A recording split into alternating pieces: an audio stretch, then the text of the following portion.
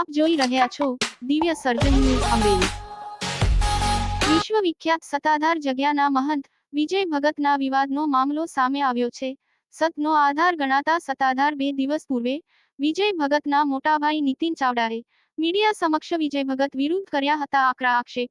સત્તાધાર જગ્યાના મહંત અને ત્યાં રહેતા ગીતાબેન વ્યાસને લઈ વિજય ભગતના મોટાભાઈના ગંભીર આક્ષેપો સાથે સીએમને લખ્યો હતો પત્ર। હાલ ભાવનગર સ્થિત નીતિન ચાવડાના ઘરે વિસાવદર પોલીસ પહોંચી નિવેદન માટે છેલ્લા ઘણા સમયથી ચાલી રહ્યો સત્તાધાર જગ્યાના મહંતનો વિવાદ। રિપોર્ટ સોહિલ બમાણી, દિવ્ય સર્જન ન્યૂઝ અમરેલી। નીતિનભાઈ ચાવડા ભાવનગરથી છું।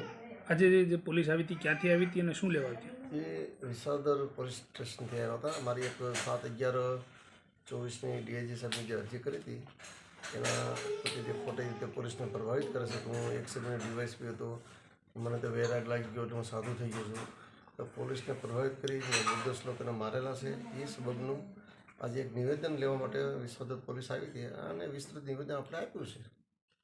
ખાસ તો નિવેદનમાં શું તમે નિવેદનમાં ઘણા લોકોને માર્યા છે એનું આપણે વિસ્તૃત એનું વર્ણન કર્યું છે।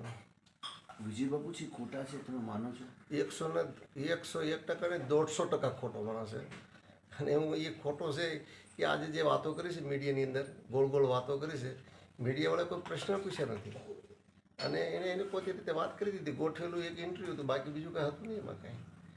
તો તમારી શું અપેક્ષા છે? એ અપેક્ષા છે કે એના બધા ગોરખધંધા બંધ કરી દે, ધાકધમકા પણ બંધ કરી દે। અમે જ્યારે એની સાચી વાત ઉજાગર કરી રહ્યા છીએ, ગીતાબેન વ્યાસ નામની જે એક લેડીઝ છે, આખો સત્તાધાર પરનો પ્રભાવ છે, એના સાથે એના સંબંધો છે, જે કાંઈ આડાવાળા સંબંધો હોય એ તો આપણે જગત જાણી ગયું ને। આ 24 કલાકની અંદર મીડિયાની અંદર કરોડો લોકોએ જોયું છે, એટલે એ પોતાની જાતને મોટો સંત મહાત્મા સમજતો એવા કોઈ લક્ષણો સંત મહાત્મા નથી, એક ગુંડાગીરીના લક્ષણો છે। આથી વિશેષ મારે કંઈ કહેવાનું થતું નથી। ઘણી બધી ચર્ચા થઈ ગઈ છે અને આગળ બધું ઘણું બધું થશે, એ તમે મીડિયાવાળા લોકોને જાણ કરવામાં આવશે।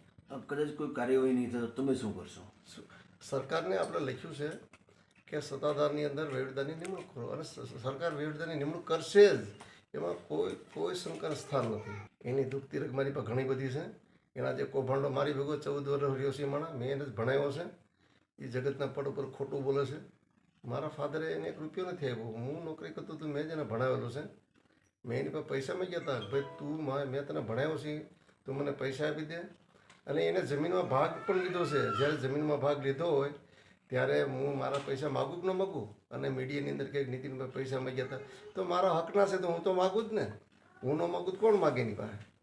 એટલે મૂળ એને ત્યાગી થઈ ગયો છે ને પછી જમીનમાં ભાગ હોય તો માગ્યો। 7 વીઘા જમીન એના ભાગમાં છે, 7 વીઘા જમીન તો ન લેવી છે ને, તો એના પૈસા ના માગે। એટલે ખોટા લોકોને ગેરમાર્ગે દોરે છે, અમારા પરિવારને ગેરમાર્ગે દોરે છે, અમારા સમાજને ગેરમાર્ગે દોરે છે અને સત્તાધારના શ્રદ્ધાળુઓને પણ ગેરમાર્ગે દોરે છે। એટલે આ બધા ઇન્સિડન્ટ્સ ઊભા થયા છે, આથી વિશેષ આપણે કંઈ કહેવાનું થતું નથી। ઓકે।